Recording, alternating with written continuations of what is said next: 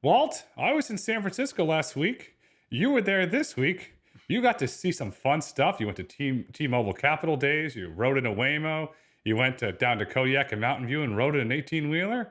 You had an exciting week out there. It was definitely very busy. It just got off a red eye, so forgive me if my brain does not work as quickly as normal today. But yeah, it was great. I mean, just riding in that Waymo, light bulbs just go off more so than you could ever just analyze. It's just ivory tower analysis when you don't actually use the product. As always, it's embarrassing that I hadn't gotten out there earlier, but I just hadn't had the time to get it all set up. But taking those Waymo rides were phenomenal, as was getting into an 18-wheeler with Kodiak and have that massive truck get on whatever that highway is down there. Sorry, people in California that don't know your roads, but get on and off those highways, make lane changes. And, it's a company that I think they're hopeful and I think on plan to get by 2025 I mean, they're already getting paid for rides, but they have a safety driver, as to get to a point where they take the driver out for a customer in 2025, which is great. But the Waymo in the city, just with no drive, not having a driver there, and some of the things that it could accomplish was great. Now, obviously, I tweeted this, you responded. I have to wait 15 minutes for a Waymo, because in San Francisco, if our listeners don't know, you probably mostly do, that you have to go through the Waymo app and not the Uber app. So 15 minutes is obviously too long of a wait in a city for an app, which is why you need this hybrid approach. You need the hybrid approach for now because you have to get to sub 5 minutes. The question I think about San Francisco is how large will a city let the Waymo fleet get so it can achieve that sub 5 minutes? That's the big question.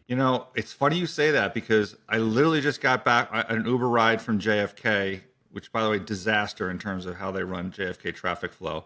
But the Uber driver said that last month his business was down like 60% because the city, effectively turned off many of the cars. So he was like effectively kicked out of the app for a period of a couple of weeks, and his business was down 60%. So to your point, it's like the cities, I think, have such, and just regulation in general, has such great control over this. And I think we're going to touch on this later, but yeah, absolutely. I think that could be a risk, and that obviously preserves the viability and the strength that Uber and to a lesser extent Lyft, I guess, has in these markets at having a hybrid approach. So I don't know what the deal is. Like, and what's your expectation of when Uber or with it, I guess it's Waymo's decision, when Waymo would allow their San Francisco cars to be plugged into the Uber app? It's my opinion, it should be sooner rather than later.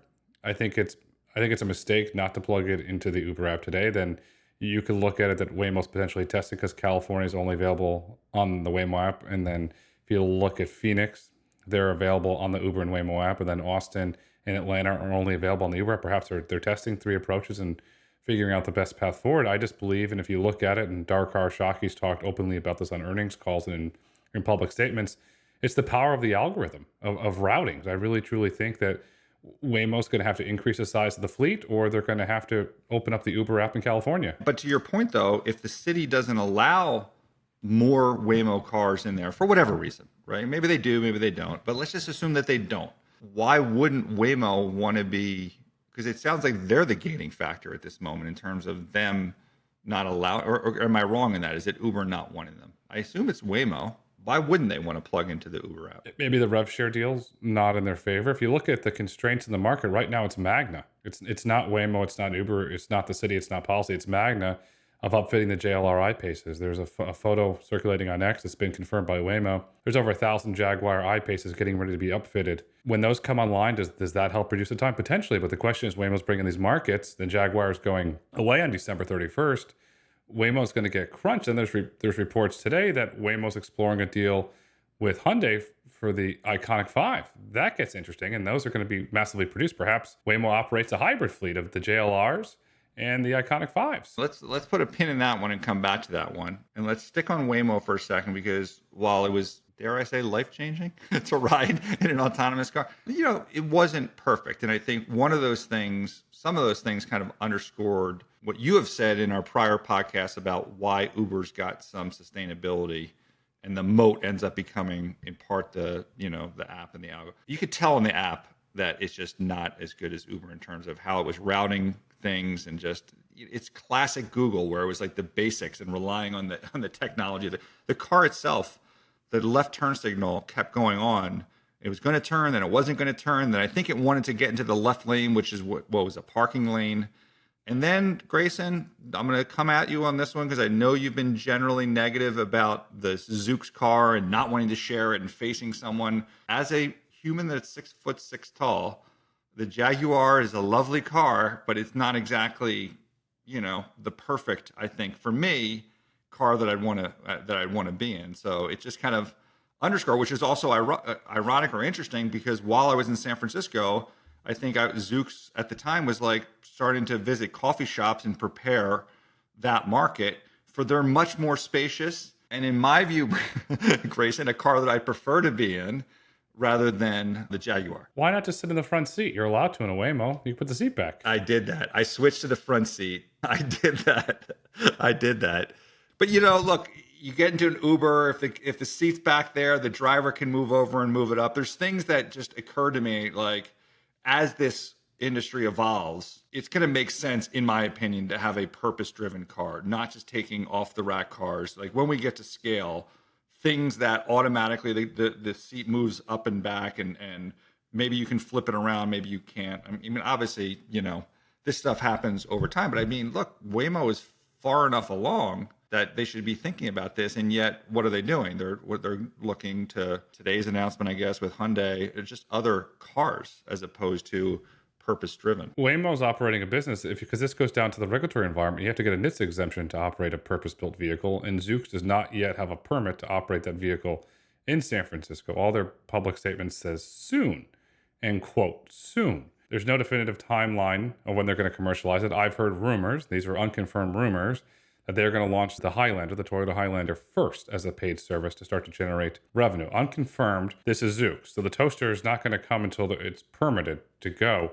At some point in the next decade, yes, Waymo, in my opinion, will transition to a purpose-built vehicle. The whole industry will go purpose-built. Next decade. I love it. Yeah. Okay. Yeah. I didn't, this is why you're the master, man. You bring this knowledge of like saying, yeah, like, that's nice and all, but then we still have to deal with the government. What else is on Zoox? What are your thoughts on this next step for them? Because I think that's probably the other thing. Like, I guess I gained more knowledge about Amazon acquisitions, and it seems like for me at Amazon, founders prefer it because they kind of just let them do their thing. Anyway, what are your thoughts on the latest developments of Zoox maybe entering San Fran? I'm going to quote a tweet that Alex Roy put out today. Mr. Roy stated, Amazon has not shown the aggression required to build a robotaxi business. That's what Alex Roy tweeted out today. He's right. There's no aggression inside of Zoox to build a business. There is no clear strategy towards building a business. And the thing I don't understand about Zoox, their longest standing base of operations is Las Vegas. Years and years ago, Zoox was secretly operating the Highlanders in Vegas. They have a partnership with one of the major casinos. They have a whole depot inside of one of the casino parking lots. They've been testing there for years. The vehicles are quote unquote ready to go in Vegas. These are the Highlanders, not as somebody called in the San Francisco Standard today, the hot dog toaster vehicles. But the Highlanders are ready to go. Ed Ludlow from Bloomberg was out there last month, went for a ride. Why not go in the Las Vegas market? Because if I'm Zoox and I'm running business strategy, you're not going to compete with Waymo in San Francisco. The fleet's too big, the penetration's too big.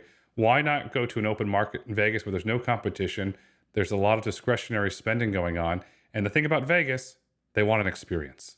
Riding in the hot dog toaster is an experience. I'm going to push back on the lack of competition because, again, it took me 14 minutes to get a ride. I think there's enough demand for the consistency of an autonomy ride that those two can exist. It's not like Waymo is at scale, right? I still have to wait 14 minutes for a Waymo car to pick up. So I think to me, it's the decision should really be more about at this point. Make it easy for yourself. Find places in the country that obviously challenge the technology, but the government's going to let you do it, right? And they're not going to provide some restriction. But whether it's Vegas or San Francisco, what is this aggression issue? Because it's not Jassy's job necessarily to come down and put the thumb on the individual companies that he purchases. So why is not the management, in your opinion, at Zoox not pushing this harder? And what types of things are you talking about? Are you saying that they should be acting like Travis did and break things and then ask for forgiveness as opposed to, going through the proper approval process? What would you want them to do? What do I want Zoox to do? I want Zoox to be more transparent with the market and lay out a clear time frame of what their strategy is, how they're going to communicate. Because Zoox put out a statement, part of the coffee road show, which if you want to use that term, which goes to what you said, they're only going to operate on their own app. So here you are, let's say you and I go out for oysters in San Francisco. Oh, Waymo's 15 minutes. Well, now I got to go open the Zoox app. How fast is that? Then I have to go open the Uber app. It's not a great user experience. And you're going to say, oh, well, I have to download another app. I have to open it. You're not going to do it. That goes back to the value of the Uber platform where it aggregates everything. So does Uber do some sort of subscription for autonomy in select cities? Perhaps it's all you can ride autonomous in San Francisco, whichever one's is the closest it gives you. That's interesting. Yeah. And I think there's enough demand out there that someone's going to select that if that's one of the options, again, because of the consistency of the experience. So I don't know. I mean, I hear what you're saying. And I don't know why Amazon doesn't want to profile this, even though it's not necessarily going to be material to the overall company. You can make the same argument for Waymo when you look at the overall market cap and enterprise value of Google. But it's still like technology forward. Like it's still positive brand, even though it's a Zoox brand. It's still, something that investors will get excited about in terms of new opportunities. So I agree with you. Like, why not have, at least on the earnings call or otherwise, set out some timeline? Hey, we're about to launch in San Francisco, and here's the timeline from doing X, Y, and Z going forward. So, hopefully some of them are listening and take it to heart and push more. And look, I would guess that there's nothing, I don't think Amazon is telling companies you shouldn't push this stuff out. So there's nothing that stops, the management at Zoox from doing this on their own. I'm not sure that they're like asking to do this, and senior management at Amazon is telling them, no, don't release this information. So they should be taking it on themselves to push the ball forward. It's a weird, you're right. It is a very odd culture, the Zoox culture. And I say this having known the Zoox founding team, going back to the Firehouse, going back to the Slack Accelerator at Stanford. So I have a long years of experience, and I've been in the sled, I've been in the toaster, I've been in the Highlander, I've been in all the variations of the vehicle, and have a lot of good relationships back to the founding team. Zoox originally was built around secrecy, which worked really well. Now they're owned by a very large, almost $2 trillion market cap company, Amazon. It publicly traded. Part of that, you need to show clarity. And then the weirdness comes in to me. You're running it as Intel. You have a secretive culture meeting an Intel culture. It's not working. Well, what is the benefit? What do you think anyone thinks the benefit of secrecy is? I get it if you're like stealth and you don't want, but at this point, we know that you're building autonomy, whether it's on a Highlander or a toaster oven, and it's like, now we just want to know when you're going to enter market. If, let's say, everyone found out that they're going to launch in, I don't know, pick a place like Fort Worth, right? Who cares? Do you think Waymo is going to like accelerate plans, or someone else is going to accelerate plans to launch in Fort Worth at the same time? And if they did, who cares? The market can support, based on the amount of scale available by autonomous cars today, can support more than one. And it's really more about, growing the overall market acceptance, both on the consumer side for autonomy, and more importantly, really the government, to get pressure on more localities, municipalities, states, to get the approvals necessary to move these things forward. You hit the nail on the head. Zoox, to me as an investor, is a black box. If I put on my Grayson the regulator hat, it's a black box. There's no transparency. There's no clarity. That doesn't work in this society. Yeah, that second part is important, Grayson. And I think a lot of times companies don't recognize that when, they interact with people like ourselves, both in the financial community and in your world as like, the kind of whatever, the experts, we actually talk to regulators, right? So for us to be able to communicate your narrative when we're in DC or the States, or these people all listen to this podcast and, our own podcast at LightShed, like I don't see how that doesn't benefit you from coming up with a game plan and setting milestones that you're going to hit, and then when you hit them, like telling the market you just hit this milestone. So I don't know, it's bizarre. I want to move on to the Waymo Hyundai announcement. What are your thoughts there? Are they giving up on Zeekr? Because a report I read this morning, because this is breaking news, they're still sticking with Zeekr, but it seems like maybe this is like plan B, no? Having known my fair share of PR flax or hacks, whatever term you want to use. I think flack is the right term. I don't know if that's derogatory or not, but I know they call themselves that. Okay, you're politer than I am. Well, I have a friend that's a PR. He calls himself a hack, but I digress on that point. If you look at it, to me, it's just all that's PR speak. The big news under this is that this signals it's the end of Motional. Motional's going away, and then it was announced today the CEO of Motional, Carl Yaganama, resigned as CEO today, moving into a strategic advisory role, aka the business is winding down. Earlier in the year, they had massive layoffs. I talked to an ex-Motional employee yesterday, gave me a heads up, more layoffs are coming.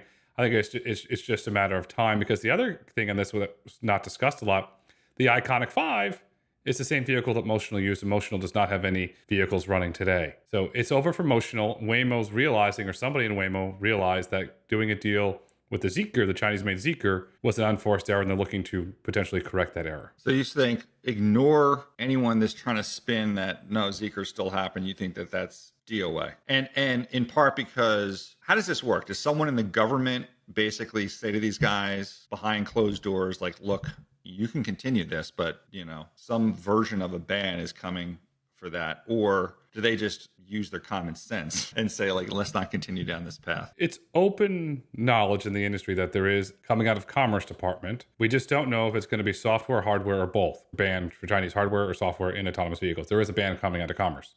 That's an open secret. It's just a matter of time until it gets announced. Waymo knew this was coming. Their GR folks had a long heads up on this. But the big question is, going back, looking at the geopolitical environment of the last 4 years, 8 years, China's been an adversary. Going into your world, telco, we had the whole Huawei thing. It was well known of these issues. So why do this? Then you had the issues around the ARM IPO, and it was all in the S1 document there. Why did Waymo make this unforced error? Are they just being rude, tone deaf, or are they not understanding geopolitics? Why make the unforced error? I mean, I don't know if we want to rehash this. We covered this last week. But all I would say, though, is like TikTok is something that we follow pretty closely. And, there was a lot of momentum behind getting that to a ban. And it seems like it's died out no matter who wins the upcoming election. I don't know. There's just not. I feel like we end up being reactive until something happens. And let's hope that something doesn't happen. But there's a lot of Chinese componentry and a lot of critical products that have already been deployed, whether it's cameras or Wi-Fi or whatever it is. And I think look, we saw this past week how technology can work in Israel, or in Lebanon, I guess, more appropriately. So not that I would ever allege that anything that is in your is your Wi-Fi or whatever is going to have a similar thing, but there's other impacts that or control. And I've covered Motorola Solutions that has seen this firsthand. They've had products that were attempted to be stolen and replicated. They deal in the surveillance camera area. So it's, I think, unfortunately, we're going to need something to happen. And then there's going to be an overreaction across the board. And I think the risk that Google puts itself in is, something completely unrelated to the cars happens. And then they're halfway, pregnant with this, with the Zeekr deployment, and have to stop it dead in the water. So maybe they'll reconsider, maybe not. You would hope that they would reconsider for the health of the industry. On the TikTok front, you saw Lex Friedman got banned from TikTok for posting a Donald Trump clip from his podcast today. I did not see that. Banned from TikTok, or banned from TikTok? Sure. Our good friend Brendan Carr at the FCC will be commenting on that later today. Look, the other thing here, Grayson, is forget about bans. The real question is, why isn't our government promoting what are very critical technologies for the future? And so, from a federal level or even a state level, rather than worrying about, like, if you're restricting what Uber can do, or Waymo, and Uber, Waymo, or any of these autonomous cars can do, it prevents them from moving technology forward. While in China and other countries, like, they don't have those restrictions, so they can move the technology ball forward. I had this in the wireless industry to a certain extent when municipalities, when there was all these health scares about cell towers, and it was impossible to build cell towers. And then there became federal rules that you can't block cell tower deployments based on health concerns and this list of fear-mongering type stuff that's out there. Look, it's still hard, no doubt, to build cell sites, but there was some leadership from the government in pushing technologies forward. So it's just odd that we haven't recognized that this is a critical technology. AI becomes a very important part of it as well in terms of how it's enabling autonomy, that there's not more leadership to try and, advance getting Waymos in every city in America as quickly as possible, and whatever other autonomous vehicle is available. Congress has to come together, put their bickering aside, their differences aside, and do what's right for the U.S. citizen, do what's right for the U.S. economy, and pass a national framework that allows autonomous vehicles and autonomous trucks weighing gross weight over 10,000 pounds to scale across the United States. Because right now, Congress is putting their head in the sand, making bombastic statements. Meanwhile, over in China, President Xi and the CCP have made autonomous vehicles and autonomous trucks a national priority. You look at history, first it was with electric vehicles, now it's becoming with autonomous vehicles. History is repeating itself again. China's going to export autonomy to the world. Shouldn't America develop this technology, since we incubated this technology with government money, with the DARPA challenges, including the DARPA grant challenges? That's the biggest issue. This, to me, is a national security issue. It's a national pride issue. And it's a national issue for the economy, because autonomy will create jobs. There you go. That last one's the most important, Grayson. Jobs. It's a money issue in terms of generating revenue and tax dollars, which gets back to your earlier comments about not setting timelines and not pushing forward to getting to profitability. When you start to demonstrate that, you get, investors behind you. And then the investors, I think, are going to have some impact on pushing regulators and state governments to move the ball forward because of the economic growth. And frankly, it's just in the consumer's benefit, anyone that's ridden in one of these cars, to move it forward. It's in the consumer's benefit. It's a win-win. The investors win, the economy wins, the consumer wins. I believe that 43% of the United States ports are going to be shut down on October 1st. The economic carnage that's going to come out is remarkable. And I'm starting to see private polling data where America is overwhelmingly pro-automation. The longshoremen want to strike over 600% pay raise and a ban on automation. Could that usher in a complete sea change, in your opinion, where America says, no, we want automation because look at the cost of shipping, and then that starts to accelerate autonomy across the board? You never know what is the catalyzing force, I think, until it happens. There's, you can predict certain catalysts that get investors behind things, and they kind of come and pass. So, yes, the short answer is yes. I mean, look, in talking to Kodiak, and Uber has made this claim in their freight business forever, it's hard to get people to drive trucks and be away from their families. It's just a tough job to hire, and to enable autonomy for those long hauls, mid-mile hauls, and then still have the truck driver in their local market so they can go home to their family and have dinner. Win-win, good for the economy, right? So, these things have to move forward, but I think because in my world there's more attention getting paid to it. Again, I've referenced this on past podcasts in terms of the headline companies. Google, it's on the earnings call. Uber and Lyft constantly being asked about this. A number of new companies. When you get that kind of flow and people that have financial stakes and money and jobs being created, that builds the flywheel, right? And I think, like I've said before, things happen slow and then they happen really fast. So I don't know, Grayson. Maybe October 1st is going to be that moment.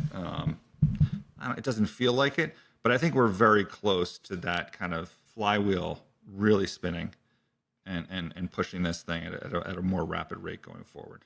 Because I think the companies are ready to go, right? Like every company you meet with, I know they've said this, companies are always very optimistic, but I think we just need some better partnership with the government. And we also need it on the state level, because the job creation is going to be immense. If you look at, this is from site of the New York Fed here, look at consumer credit card debt and then look at the delinquency rates. They're high. And then we had the 50 basis point cut from the Fed. It's not going to trickle down to credit card rates anytime soon. Yet you're going to see your interest rates drop basically overnight, but you're not going to see your credit card rates drop overnight. Because at some point, I believe the consumer is going to cry uncle around, okay, we're suffering under these high interest, and now you want to raise our shipping costs. But yeah, here's a technology that will create jobs and have a positive economic impact. It starts to change the whole game. And if we can eliminate a patchwork of regulatory where a truck can legally go from California to Florida, that's interesting. Or go from the port of Baltimore to the port of Oakland. Well, that's interesting. That changes the whole game. I mean, Kodiak is doing cross states, right? They're already doing that now. They have the safety drivers just moving the technology forward. So it's in the South, it's in the Southeast, right? I think we need this on a national basis. That's what we're going. I mean, that comes into the regulatory. Then we have an election coming up in a little under 7 weeks, and that could have a really big impact one way or another as it relates to automation and autonomy in general.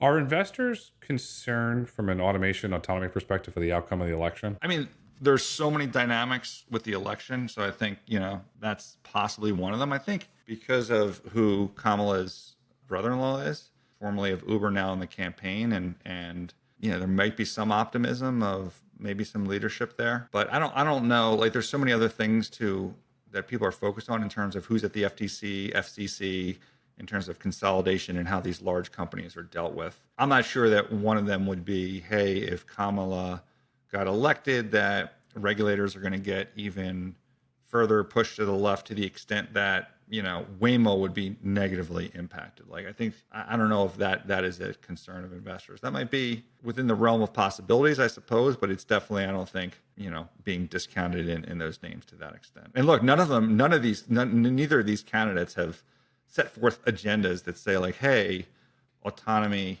is important and we need to push this forward. Right now on the campaign, especially from the Trump campaign, crypto's front and center.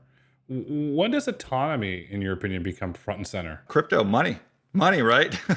more so votes, I think, than money. I don't know. I mean, look, part of this is on the companies. Like, they need to communicate better. Like, again, I guess that's the downside of being at large companies. They're so protective and they don't let them say anything. So communication is bad. They have to have better, I think, PR at the companies, and they just have to push.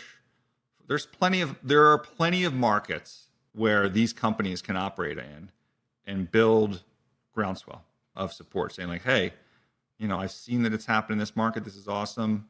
Why don't we have that here, right? And then I think that's ultimately what gets it done. So I think I'm not going to blame the government. I'm not blaming the refs on this one, Grayson. I'm blaming the quarterbacks.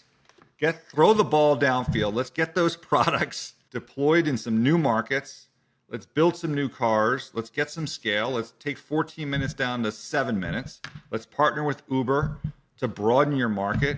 Like, I took the Waymo, I just took it to a random place. So I went to Fisherman Wharf. There's all these people surrounding my car, tourists taking pictures. I got out of the car. I'm like, just download the app, try it for yourself, right? You're a tourist, like, they didn't even occur to them. They have Uber. The guy's like, oh, is it more expensive than Uber? I'm like, dude, it's an experience. Like, it's probably the same price, but like, you're in San Francisco, like, try it out. The guy was obviously using Uber. If that was an option in his app, he would try it out. How does that benefit you? You just broaden the market. You increase the groundswell. You add that incremental pressure to get this. When that guy goes home, like, why isn't this available in our town? That's where it is. I believe a rise in autonomous vehicles creates the consumer trust, and because they start exporting and they go and they ask these questions. I believe the greatest market in terms of consumer adoption and consumer acceptance to launch autonomous vehicles, Disney World. It's a safe environment.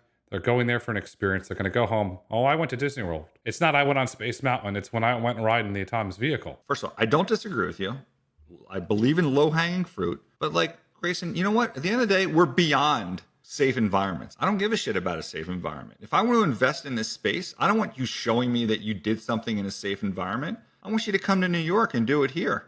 You do it here, you can do it anywhere, as they say, right? San Francisco is not a safe environment. Trust me, I went through some not safe environments in my couple of days in San Francisco for a variety of reasons. Like, fuck the safe environments.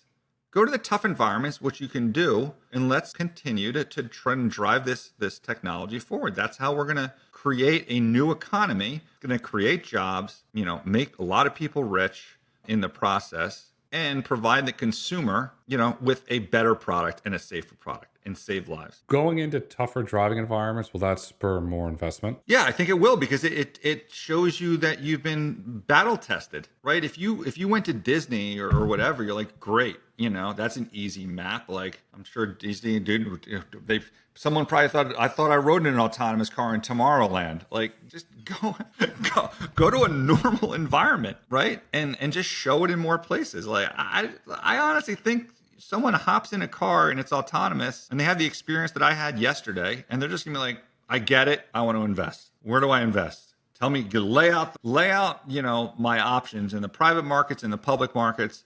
I'm a believer. Maybe some people get in there and they think otherwise. I doubt it. I doubt it. And by the way, any of our listeners, if you haven't been in a Waymo and you went to San Francisco, just download the app and try it. Just pick a destination that's 2 miles away and give it a try. How long will you continue to talk about your Waymo ride experience? I mean, on this podcast, we have our TMT podcast tomorrow. Whenever I'm at meetings, I mean, of course, right? I'm going to go to DC, when you meet with regulators or the people that get paid to influence the politics, all of them. By the way, someone from Google responded to one of my tweets and was like, he's seeing, like, when people in San Francisco first saw it, like the light bulb goes off. And now that when people visit, it's the same. So it was like amusing. I was an amusement for him, I think, seeing the reaction, of the light bulb going off. And it's today. But anyway, most of our listeners, if you're listening to this, you already are believers. So you're probably just laughing at me for being the idiot for just finally experiencing it and seeing, obviously what the future is. It's changing. You used to go to San Francisco ride in a trolley car. Now you go to ride in a Waymo. Oh my God, dude. I mean, I'm so old that I remember doing trips to meet investors in San Francisco before Uber, and trying to get a taxi to get to the airport was a nightmare. So Uber was like a godsend for anyone traveling to San Francisco. And now this is even better. A lot happened this week in the markets. The Waymo Hyundai will continue to watch that. Overall, what should our listeners and viewers look for in the autonomy markets over the coming week? What's coming this week? Actually, I don't know. I just got off the red eye. I haven't not looked at the calendar. I think there's probably more conferences, so possibly more updates, in terms of rides. Maybe Dara's got a couple more partnerships in his back pocket that he's going to drop. And I think probably most importantly, every new day we're getting closer to Elon's big day. So I think that's going to build the hype cycle. And I think the way companies typically act is competitors. Like, while I said before, the overall thing should be the market. Like, if any autonomous company does well, that's actually good for you, because it just helps to, pave the way to get, pun not intended, pave the way to get the regulatory approvals and the consumer adoption. But with that said, there might be people that want to drop news ahead of or on top of Elon's event to kind of dunk on him and say, like, here's where we are, before the market gets all hyped up with whatever Elon's going to say at his event. I'll say something really interesting about FSD and Tesla. So by Mar-a-Lago, it's Secret Service barricades. It's all barricaded. You can't get down there. The Tesla FSD map has already updated for the Secret Service barricade. So I put on FSD, drove down to Mar-a-Lago last night. I put a video out. It knew how to avoid the Secret Service checkpoint. Really, really amazing. I was terrified. I was like, oh boy, but I had to try it, and it worked. And it's just another proof point to me that Tesla's getting closer to cracking full self-driving, and I can't wait to see. And hopefully, you and I are there on 1010 in person to commentate on what's unveiled, and perhaps David Zaslav will show up and make a Warner Brothers experience, perhaps integrate some DC Comics, because the vehicle running around the Warner Brothers lot looks like it's out of a Batman movie. But until next week, we're looking forward to it. The future is bright. The future is autonomous. The future is a national autonomous vehicle framework. Well, fun as always, sir.